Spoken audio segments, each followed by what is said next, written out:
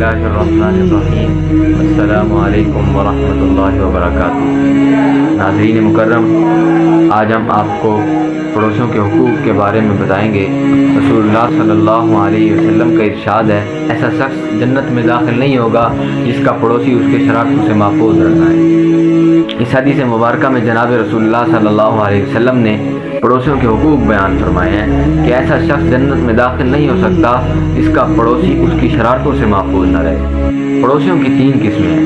Number 1 काफिर पड़ोसी, number 2 मुसलमान पड़ोसी, नंबर 3 रिश्तेदार मुसलमान पड़ोसी। तो जो पहला काफिर पड़ोसी है उसका हक सिर्फ इतना है कि वो उसका हक सिर्फ पड़ोस का हक है।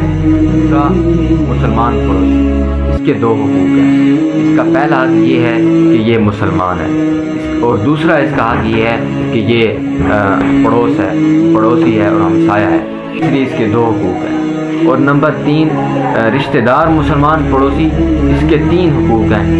एक ये कि इसका रिश्ता भी है उसके साथ, और नंबर 2 ये मुसलमान भी है, नंबर 3 ये पड़ोसी भी है, इसलिए इसके 3 हुकूक हैं। इसलिए हमें चाहिए कि हम अपने रिश्तेदारों के साथ, हम मुसलमान भाइयों के साथ और जो हमारे इर्द गिर्द के पड़ोसी हैं उनके साथ अच्छे ताल्लुकात बना के रखें और उनके साथ प्यार मोहब्बत से रहें। एक और हदीस में हुज़ूर सल्लल्लाहु अलैहि वसल्लम ने इरशाद फरमाया कि अगर आपका पड़ोसी भूखा सो गया और आप पेट भर के सोए तो इसका भी आपसे पूछा जाएगा, सवाल किया जाएगा।